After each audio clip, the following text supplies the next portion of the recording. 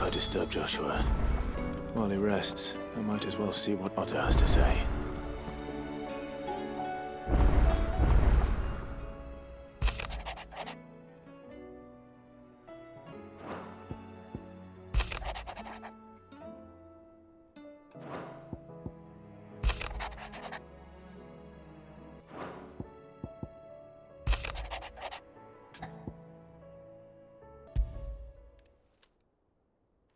Hopefully it's nothing. But I should speak to Blackthorn just in case.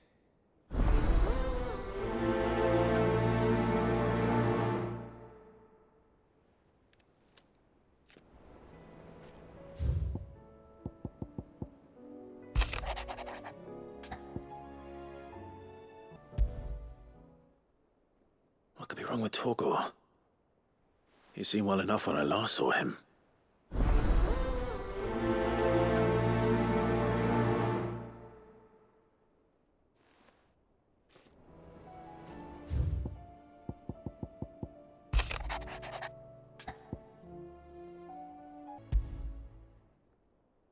Trouble with the ledgers. Shouldn't he be asking Otto for help?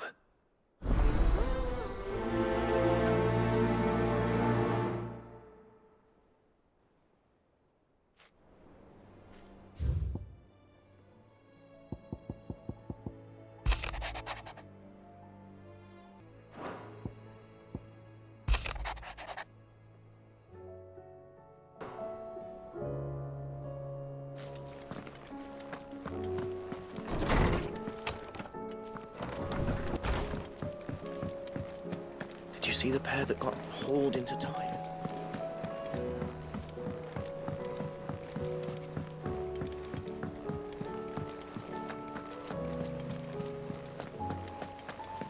Did you see that? Tell me you saw that.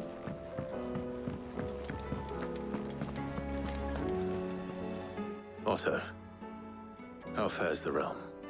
The realm? Oh, she's just fine. As long as you look past the fat storms out Mother Crystals and her skies are a roiling cesspit. And Gav? He's with your uncle in the Free Cities, helping Mid with her project. Sent an owl their way the moment the winds turned foul. Still waiting on a reply, though.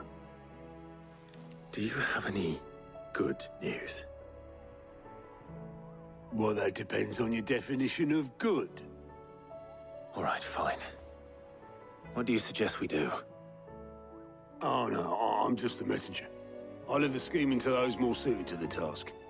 Could be that Lady Vivian and Old Tomes have their own thoughts on the current state of things. Could be that they don't. It certainly can't hurt to ask. I suppose not.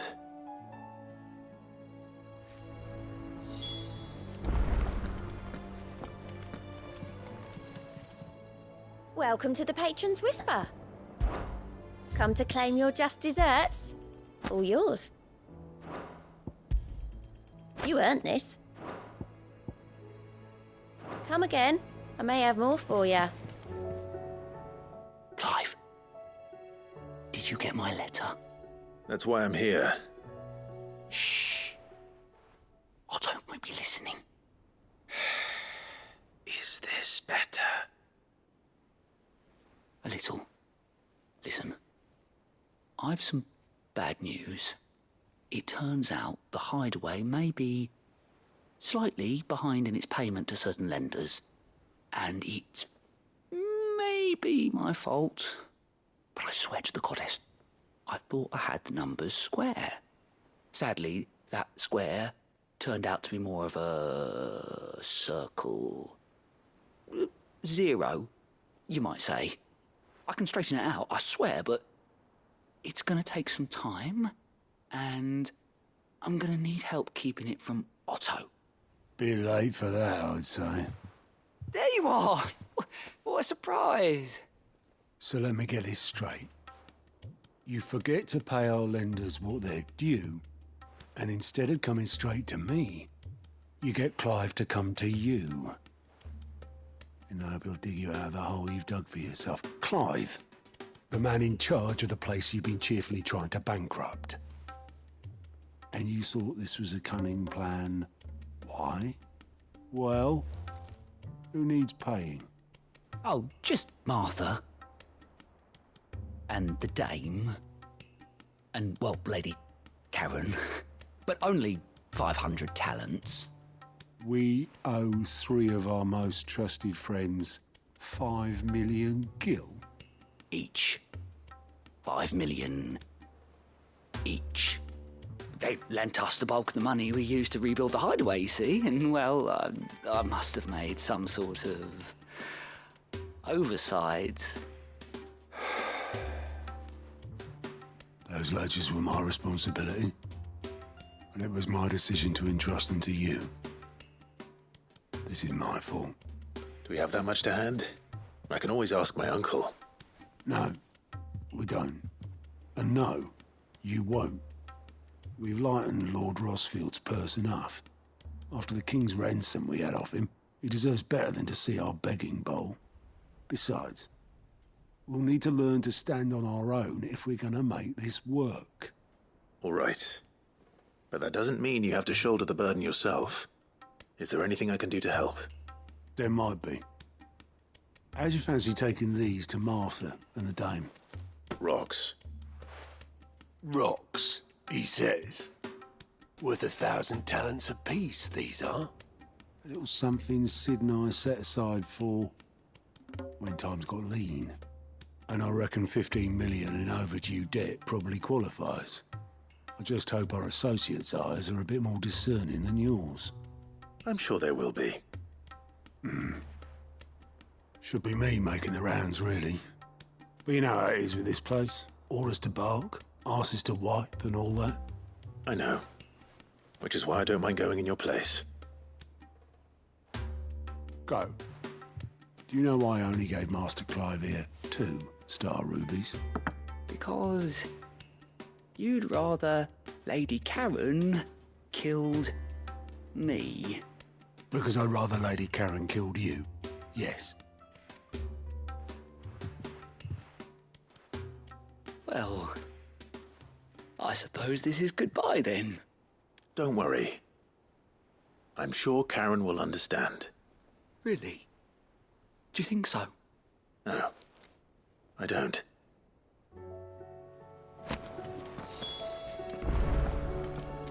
What are you making them skies then?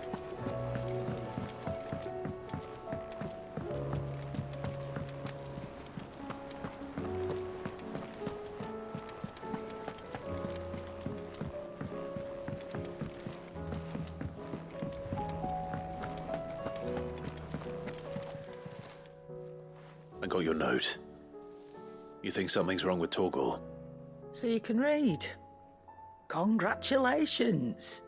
But I didn't say I were wrong with him. I said something weren't right. He's not been eating me treats. He used to love cracking the bones from Molly's boiled brown, but now he won't so much as look at them. Didn't like him. Which is why I'm of a mind that his mind's on something else. You've not been working him too hard, have you? No harder than usual. Is that it, boy? Do you need a rest? What was it you said he was? A frost wolf? That's what the lawsman seems to think. Then maybe this all has something to do with whatever it is that's woken inside him. I suppose things have been different since Rosalith. Perhaps Hippocrates knows something. Instead of everything, you mean? Perhaps.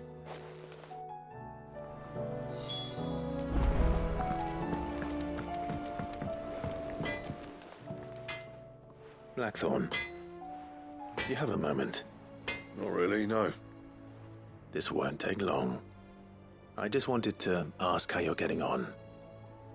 August was worried about you, that you might still be doubting your craft, even after learning the trick of that cuirass.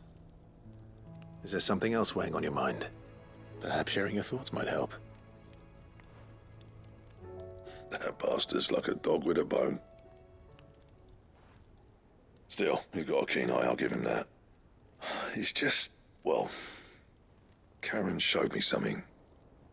Something I've never seen before. And that was? A sword. An odd-looking thing with a single-edged blade. The metal itself wasn't anything to write home about, but fuck me. The edge on it. You could slice a man clean in two with a weapon like that, and he'd be halfway home before he even realised he'd been cut. So that's what's troubling you? No. Not troubling me exactly. More distracting. Can't stop thinking, how do you get an edge that sharp? It's driving me mad. And if you knew how to do it, we could arm the curse breakers with even better blades. That's about the size of it, yeah. I'll see what I can find out. Sharper swords are always welcome. And we can't have our master blacksmith being distracted. You're a soft touch, you know that. But I can't say I'm not grateful for it. Good luck, eh? Thank you. Let's see what Karen knows about this sword.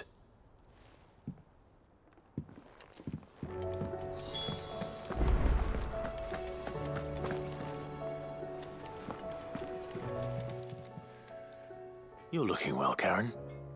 What do you want? Out with it. I want to know about the sword you showed Blackthorn. Single-edged and extremely sharp. Running around after him again, are you? I suppose I am, yes. But I need to help him find out how to work an edge like that. It's driving him to distraction. Little wonder, I suppose.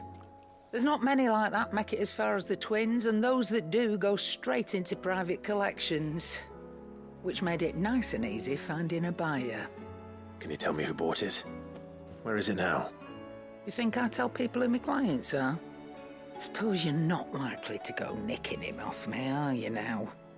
Fine. If you stop mooning at me like that. Lord Ignac's the man you want. Dalmekian bloke. Collects weapons and the like. And he's got more money than sense, which is why he's one of my favourite clients. Reckon he'll still be at the inn in Dalamil, where I left him. Thank you, Karen. Oh, and he's a touch eccentric, if you take my meaning. I appreciate the warning.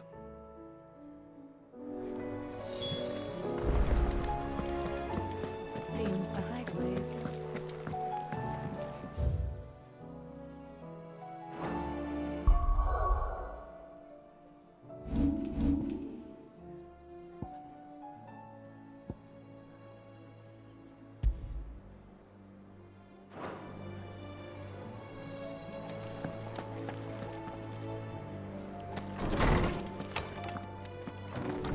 There's a storm coming, Sid.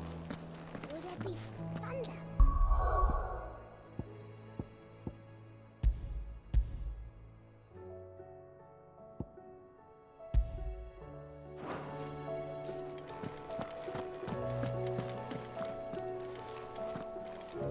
Let me guess. You're here about the skies. Is there anything you don't know, Lawsman? It doesn't take a court astrologer to augur the obvious. As for what has disturbed the heavens, that, I believe, is a question the Fallen might be better placed to answer than I. And on the 6th day did the gods tear the sun from the firmament, visiting darkness upon their prideful sons and daughters. But I dare say you remember your childhood lessons on the sins of Zemeckis only too well. You think they're connected? That Ultima was one of the gods responsible? Well, he has certainly exhibited powers that we mortals would associate with the divine. There is nothing divine about him. But he wouldn't be the first god of whom that could be said, now would he? Yet for all the fairy tales that tell of the sins, there is almost nothing in the way of actual historical accounts. Had I the Journal of Moss the Chronicler, I may have been able to tell you more, but alas, I fear all remaining copies have been lost to time. You will forgive me, I hope? Certainly not. Because there is nothing to forgive. Even without this journal, you've provided us ample wisdom. And we will always be grateful for it.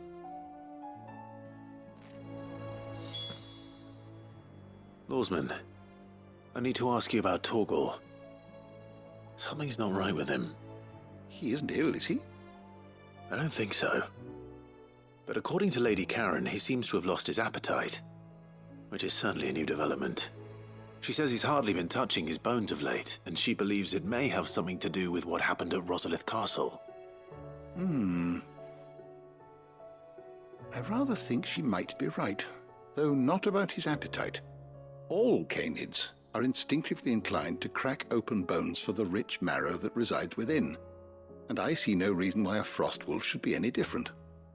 Accordingly, I suspect it is not a lack of appetite that afflicts Torgal, but a surfeit of it. If we assume that his newfound magics require additional nourishment to sustain, it may well be that the bones Lady Karen is accustomed to providing are no longer sufficient. Frostwolves, after all, habitually prey upon far larger animals, whose bones may yield altogether different nutrients. As to where one might find a suitable substitute, some antelopes that graze the meadows of eastern Rosaria have been known to grow to a size more than double that of their lesser cousins. I don't recall ever seeing any that large. And little wonder. The oldest and largest such creatures rarely leave the safety of the highlands for fear of predators. The last elder antelope sighting I recall hearing about took place near Cressida, and that was long before the village was abandoned. Even so, it seems like a good place to start. Good hunting, Clive.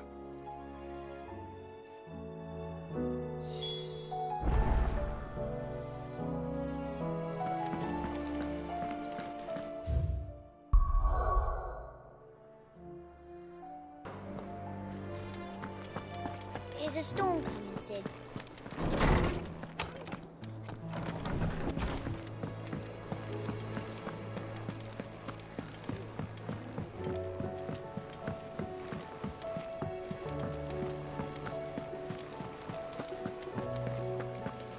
Did you see that? Tell me you saw that.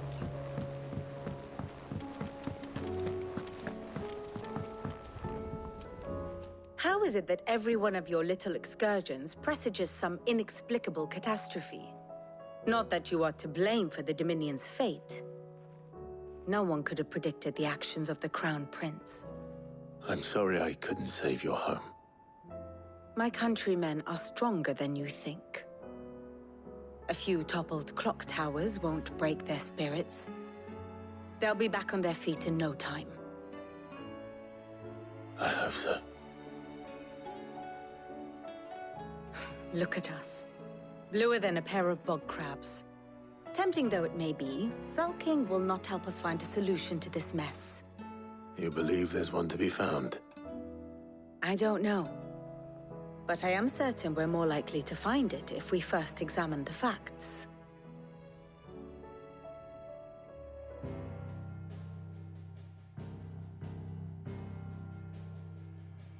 Beneath these darkened skies, fear and confusion reign over Valisthea. Oh, the lands around the fallen mother crystals had already begun to wilt for want of ether. But not like this. Crystals that filled wells and fueled furnaces, now nothing but pretty shards of rock. And those that hang from the people's necks cast nary a glimmer of light to keep the dark at bay. It is only a matter of time before the common folk convince themselves that the end of days is upon us. Yet I fear a swift end is more than we can hope for. While most of the world thirsts for ether, the remainder drowns in it, spawning Akashic in droves. And amidst the hordes of mindless beasts, with magics as like to fail as function, even the strongest nation would falter. Rosaria and the Iron Kingdom teeter on the brink of collapse, while the tragedy in Twinside has all but paralyzed the Holy Empire. Dalmekia fares little better. Rumor has it the ministers fled the capital after the fall of Drake's Fang, leaving their beloved republic to crumble. Waloed, meanwhile, moves in earnest. The Einherjar has been sighted off-storm. The world, in short, is in chaos. It would seem our civilization was nothing but a castle of sand, to be washed away at the whim of the waves.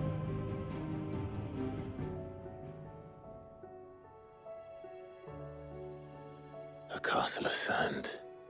Not my best flourish, but it seemed fitting. The reports I've received are considerably more blunt in their appraisal. Without the protection of their nations, it will fall to the people to defend themselves against those who would take what is theirs. Which is only ever going to end one way. Defending a farmhouse against a band of chocobo thieves is one thing, but pitchforks and palisades will do little to stall an army's advance. Should the King of Wulu deign to invade, there would be none to stop him. None but us. Perhaps Otto will be more inclined to share his thoughts when he hears what the others had to say.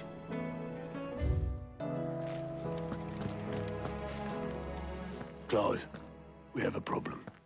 Only one. That would be a first. It would. Actually, there are 3. We had as many owls arrive while you were at the shelves. Martha's got a cashier at her gates, and talk of monsters roaming the hills outside of Northreach has put the wind up Isabel and her lot. And don't forget Dalamil. Lubor says the village was raided by bandits.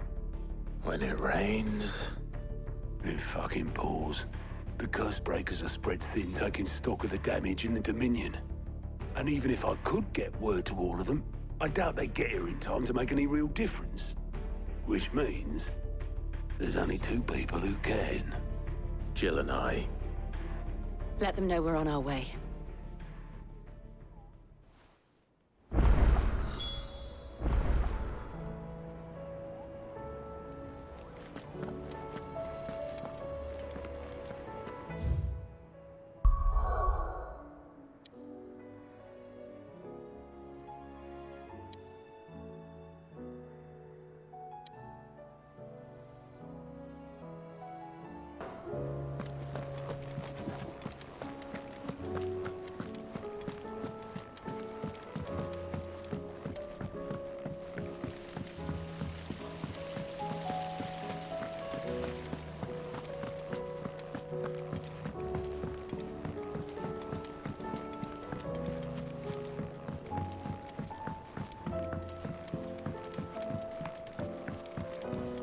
All this fuss over a few dark clouds. That's it then. Here, Sid. Reckon you might be just the man to help me out of a bit of bother, if you've a mind to. Let's hear it. Well, it's about this alembic the chief's got me making. Lovely bit of kit it is. Bung in a solution you want splitting, and it'll separate it out, just like that. Problem is, it won't always get rid of all the impurities. And with some of the stuff we need it for, that ain't good enough. Which is why I've been looking for something to filter the liquid we'll be cooking off. And that's where I was hoping you could help me out. I imagine Ty could get some use out of this alembic too. Distilling medicines and the like. All right. Why not? Proper job! So what exactly do you need for this filter? Nothing but bomb ash'll do, says the chief. Gave me a sample she'd obtained from the university stores. Couldn't believe my eyes. You pour the blackest blight water through it, and it comes out clear as a mountain stream. So, I did a bit of reading about where I might be able to get hold of some. And do you know what I found out? It's only the blimmin' bones of a bomb king. They leave them behind when they die, see? I take it that's where I come in. If you wouldn't mind. I saw a billet on the hunt board for one just the other day. Would have gone myself, but, well, fighting dirty great balls of flame isn't exactly my forte. You, on the other hand... All right. I'll see what I can do. Thank you kindly. And a good hunting, eh?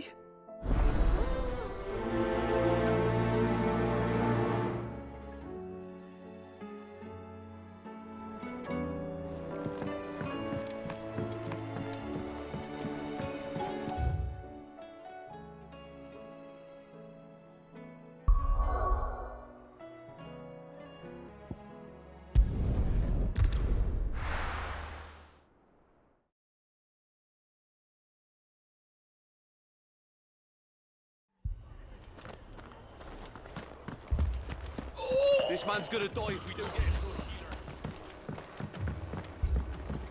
healer. Martha, it's good to see you. And you, Clive. Jill? Otto said you'd been attacked by a Akashic. What exactly happened here? Those skies are what happened. Not long after they fell dark, we had our first visit. There were hundreds of them. Tried to storm the hill. Only a handful made it up here, but that was more than enough. The rest are still down there now. And while we have a few willing fighters holding them back, they're sorely outnumbered. What do you think, Clive? That we join the fight? I thought you'd never offer. Now, where I need you is the Fallen Gate. That's where the fighting is fiercest. Let the men know you come to help. Something tells me they'll be pleased to see you. We're on our way.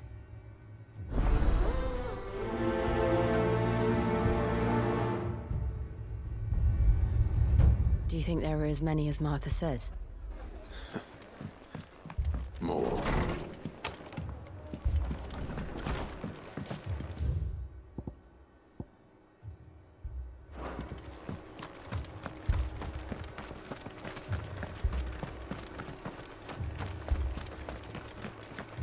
You don't think they've abandoned us, do you?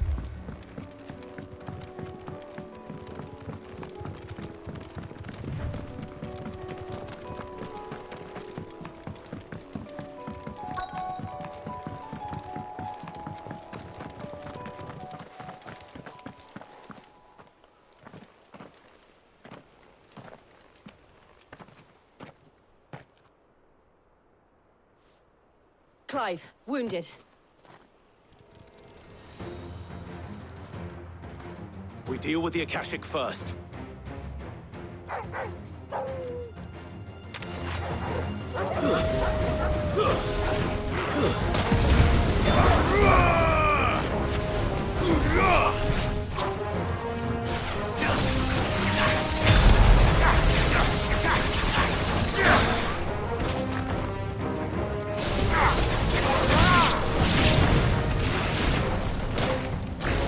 It's over.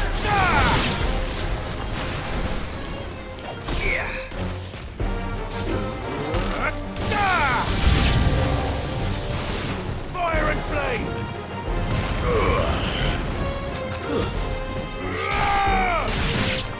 I've heard Torgal. You're a fine hound.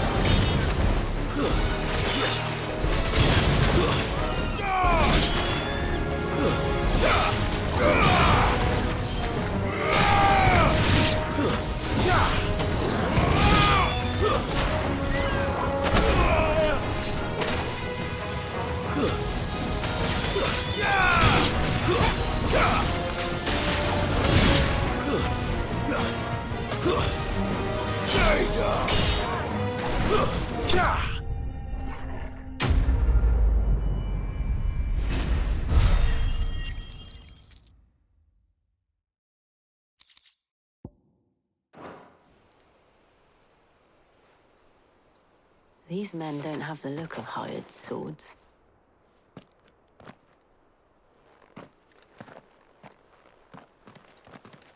If you've come to rob this place, You are mistaken, my Lord Rosfield. We're here by Madame Martha's leave. how do you know my name? Forgive me, my lord. There wasn't time for introductions. We're with the Guardians of the Flame. Wade's men? But how did you come to be here? Where is your commander? Sir Wade left earlier with a scouting party to find out where the Akashic were coming from. Did he? Take your wounded back to the inn. Martha will see you're looked after. We'll join you anon.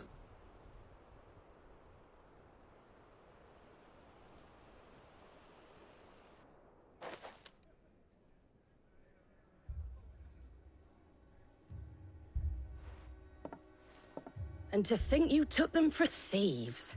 A fine reward for holding off the horde, that is. When did Wade and his men arrive? Not long after Rosalith fell. The Guardians asked me to shelter some of them that had lost their homes. They were making ready to leave just as the skies turned, and we agreed it was best we stuck together. Martha! Trouble! The scouting party's almost at the lift, but they got a pack of Akashics snapping at their heels! And they've got wounded with them! They're not gonna make it! Damn it all.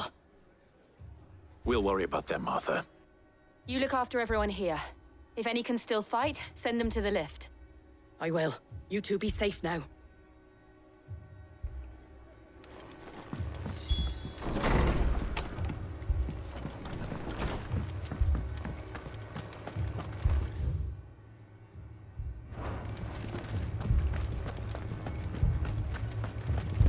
My brothers. Mad dogs. The lot of them.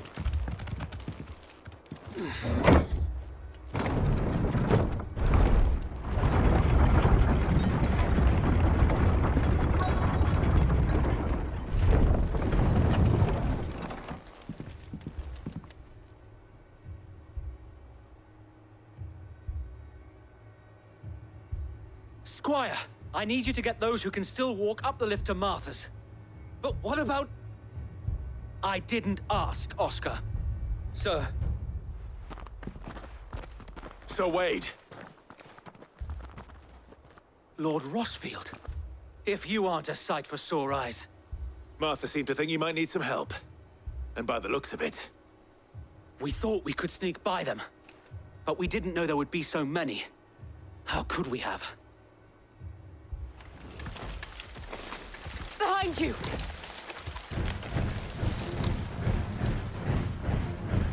Damn it! We need to get the injured to safety. Do you think we can hold them off? We can certainly try. Are you with us, Sir Wade? Always.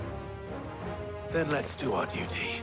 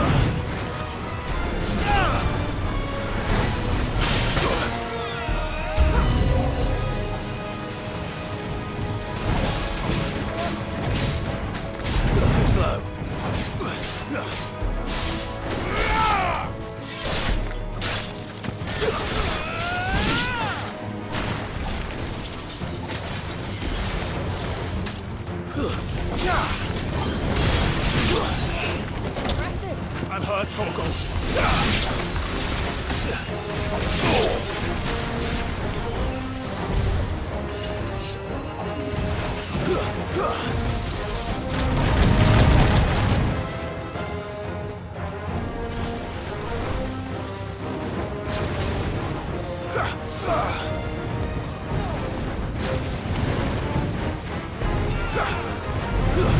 Nice try.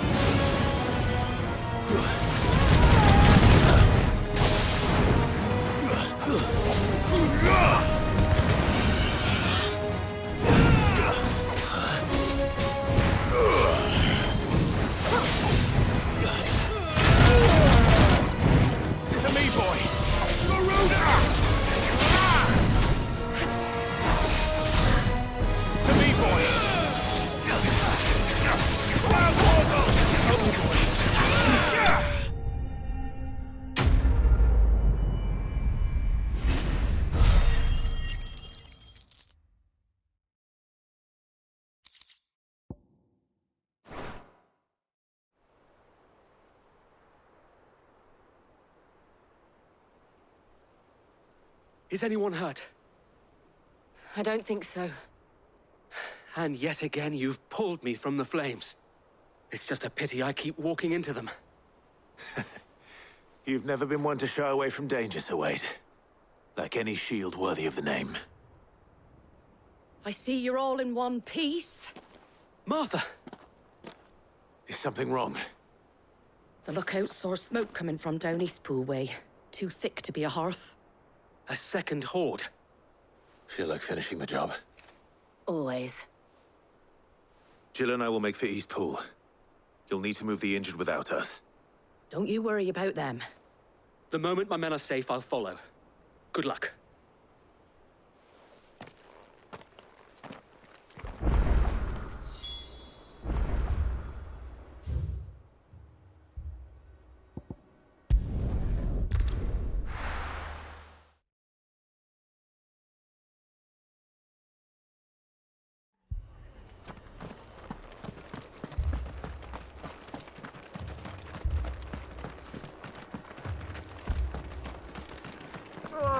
Just patch me up as quick as you... Let's go. Run like the wind.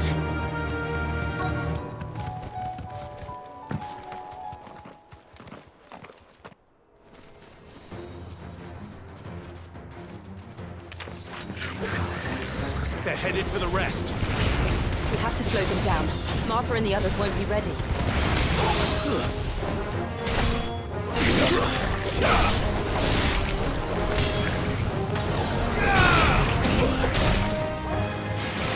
Help me, boy.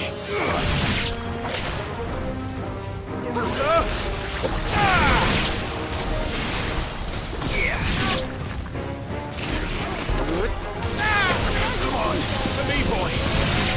Fire and... Help me, boy. For me, boy.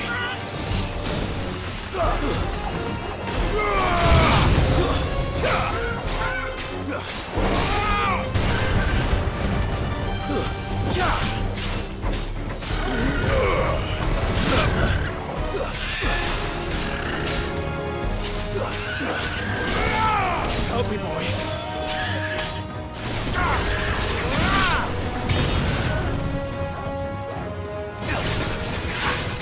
To me, boy. This one.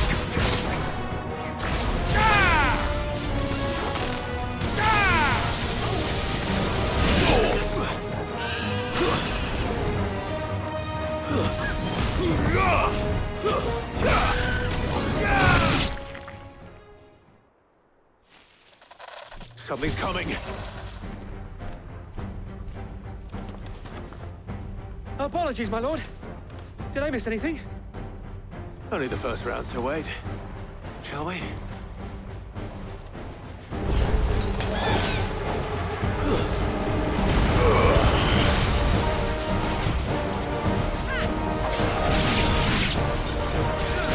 Nice try.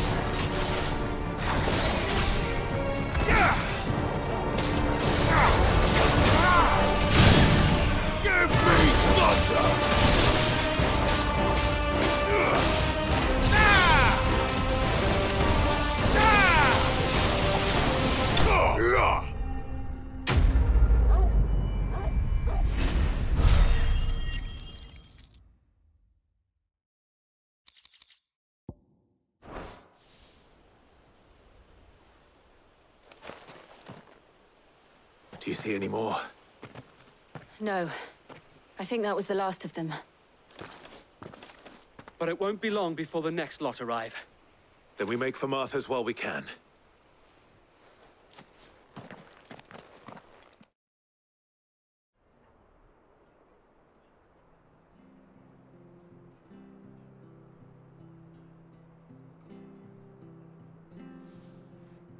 What did you find out there? The same as Sir Wade. Scores of Akashic. Well, wherever they came from, they're gone now. Our lookouts say the lowlands are clear. Hopefully we'll have enough time to lick our wounds. How many of your men were injured? A damn sight less than if you hadn't turned up. Thank you. It was a hard-fought victory. But as long as the skies remain dark, I fear the Akashic's numbers are only going to rise.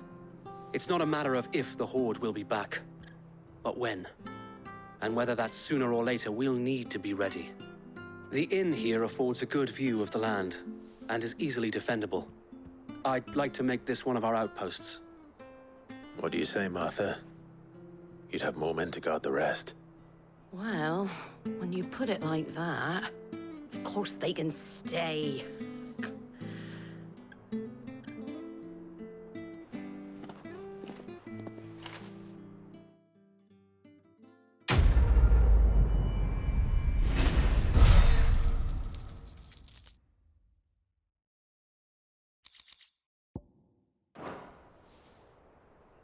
My lord, there's someone I'd like you to meet. Oscar, over here.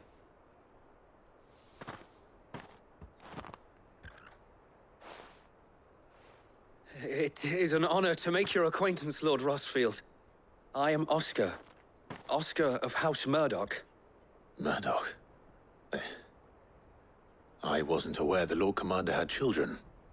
Oh, he didn't. But his brother, my father, did. I am Sir Rodney's nephew. Well, go on, then. It's not for me to ask him. Yes, Sir Wade.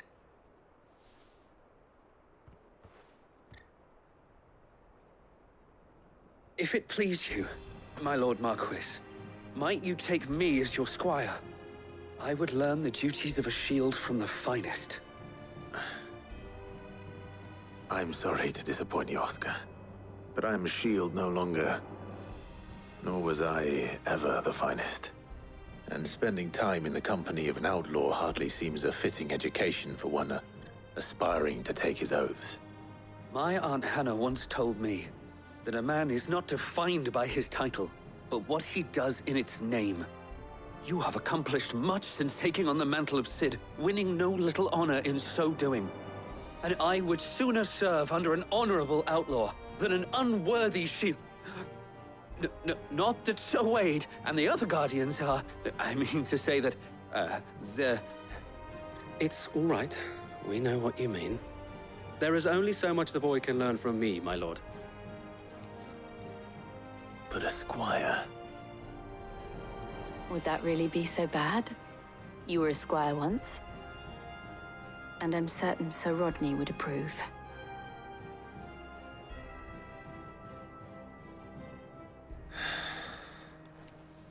Know that I'll show you as much leniency as your uncle showed me. I would not have it any other way.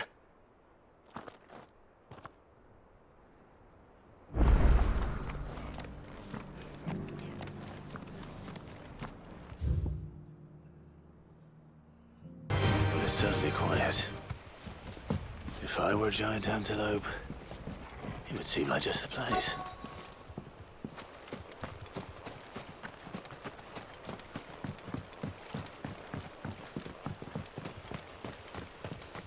I doubt we'll find one bigger than that. You hungry, Torgal?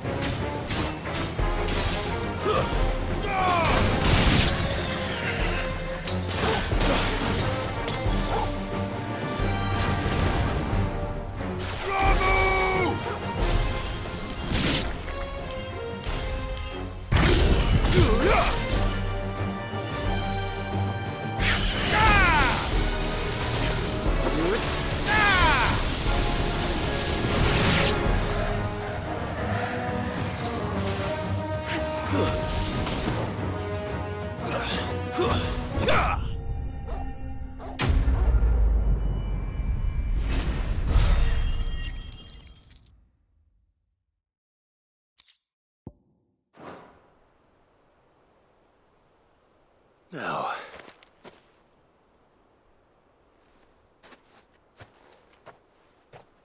will it be enough, I wonder?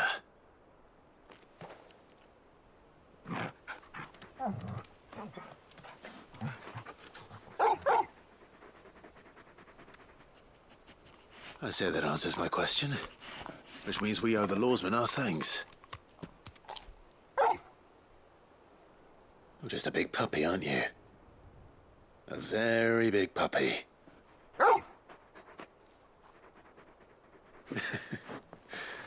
You do know you can take that with you, Torgal. Lady Karen will be relieved to hear you've got your appetite back. Come on, boy.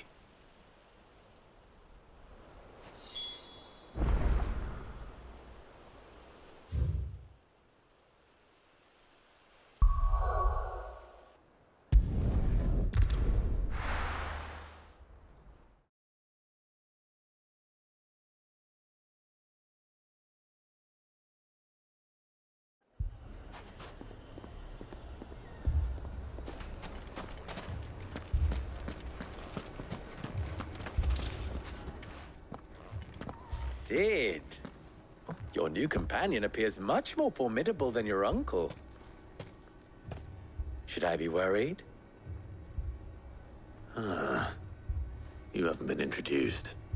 Jill, Clive has told me much about you. All lies, I'm sure.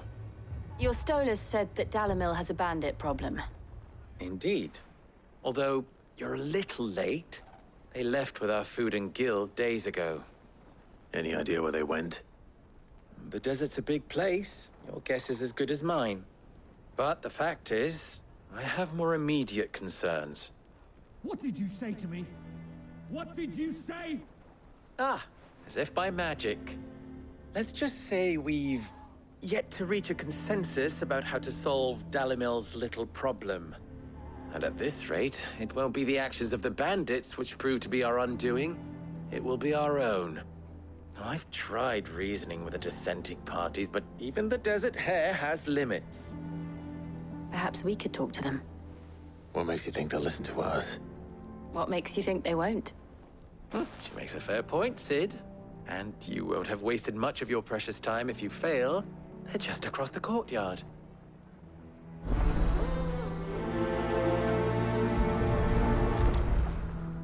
Suppose we just follow the shouting.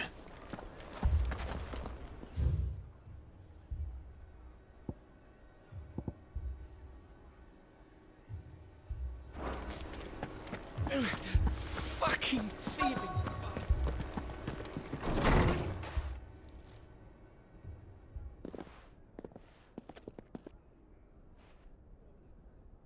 You wouldn't talk like that if it had been your men whose throats were slit. Blood for blood, it's the only way. We hire mercenaries and have them mount the bandits' heads on our walls as a lesson to the rest. And what happens when those mercenaries are slaughtered like your men? Are you going to hire more? We're better off using that coin to buy food and supplies. If we hire mercenaries, the only thing we're buying is the bandits' ire. And you cannot fill empty bellies with that. Do you hear me? But what happens when they come back? Maybe it'll be your throat that's slit. That's enough. Both of you. Any more of this and I'll throw you out myself. Come back when you're ready to talk like adults.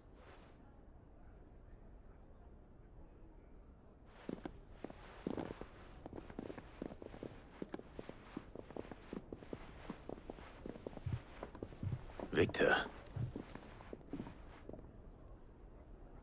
What's he doing here?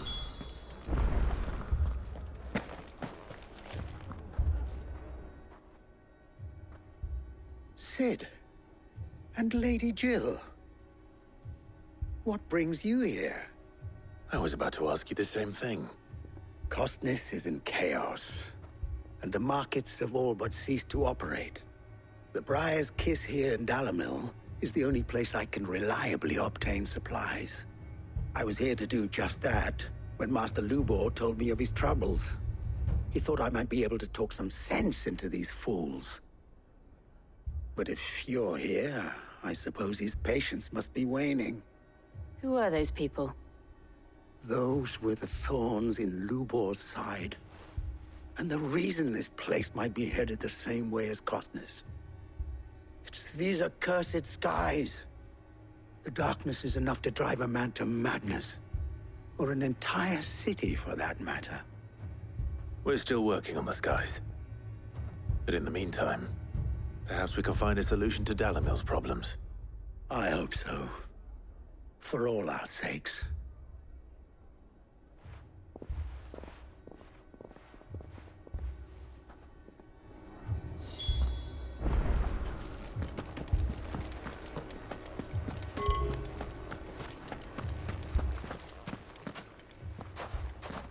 So, you see my predicament? What I saw was a room full of people who were angry and afraid. And with good reason by the sound of it. But if left to smolder, that anger and fear could set the entire town alight. My thoughts exactly. What to do? Both sides wish to protect their homes and livelihoods, if only they could agree on how. But as long as they are divided, we are vulnerable. And if there's one thing bandits like, it's an easy target. What would Cid the Outlaw suggest? Well, if it were my namesake, he'd let them choose for themselves and be on hand to pick up the pieces when it all went wrong. That sounds like a recipe for disaster. A recipe for disaster is precisely what it is. But perhaps that realization would be enough to make them question the ingredients. While it's plain neither Conrad nor Natalie will countenance the other's proposal, it may still be possible to make them doubt their own. Before presenting them with a third option. And that would be? To pool our resources and save the city ourselves. Why fight each other? When all that fear and anger can be directed at the bandits. It appears we have a plan of action. Victor, pay Conrad a visit. See if you can't convince him of his folly. I'll speak with Natalie. As you wish. Your faces are not well known in this town. That may prove useful. Don't worry, Victor and I will do most of the talking. You need only play along. Play along? What he means to say is yes.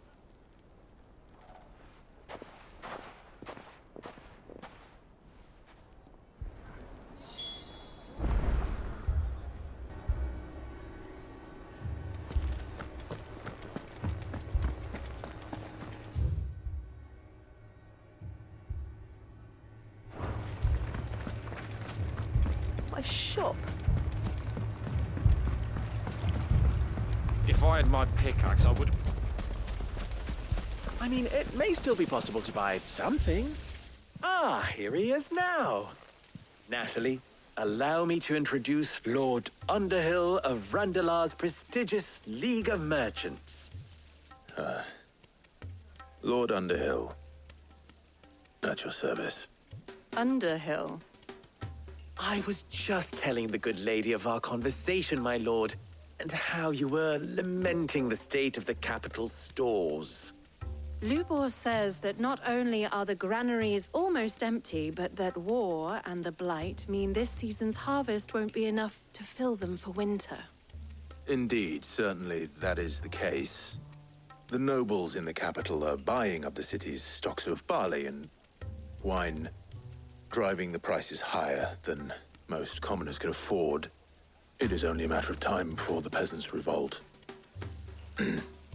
It is worse than I thought. If what Lord Underhill says is true, I fear we have little hope of supplementing our stores, meager though they regrettably are. And while I applaud your endeavors to dissuade our more bellicose citizens from seeking vengeance, I sense Conrad is not wrong in his assessment of the bandits' likely return. Which means that now, more than ever, We will need to secure what little we still have. Food, weapons, herbs, everything. If our humble town is to endure not only this hardship, but those that are certain to follow, we must stand united. All right. If it will help to protect my home, I'll do it. But you needn't have gone through this charade.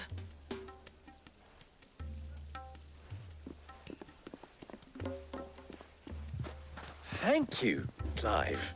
Your performance was nothing if not workmanlike. She saw right through it. I didn't say it was good, merely that it produced the desired effect. Now, my scouts should be returning shortly. Meet me back at the Briar's Kiss, and we shall see what we face.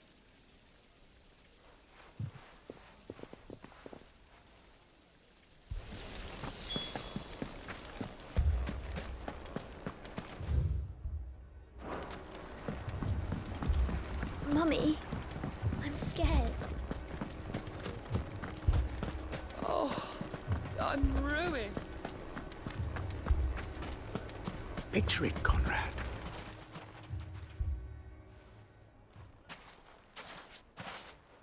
Ah, here she is. The Lady of the Spear herself.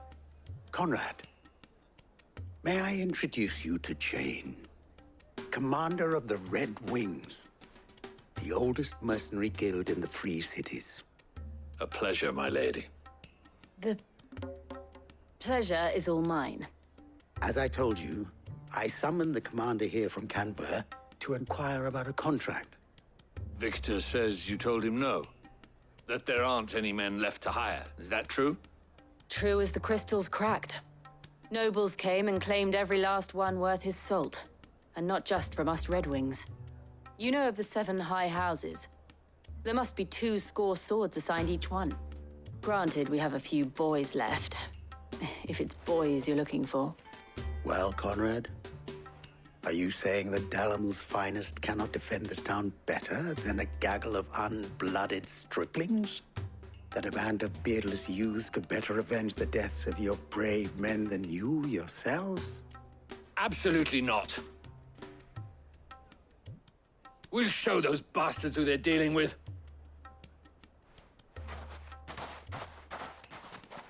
I can't believe that actually worked. Conrad's not what you call the brightest candle in the crypt. And there's a reason why I had you do the talking and not Cid. Well played, my lady. I'm not convinced our roles in this ruse were entirely necessary. I don't know. Conrad seemed quite taken with you.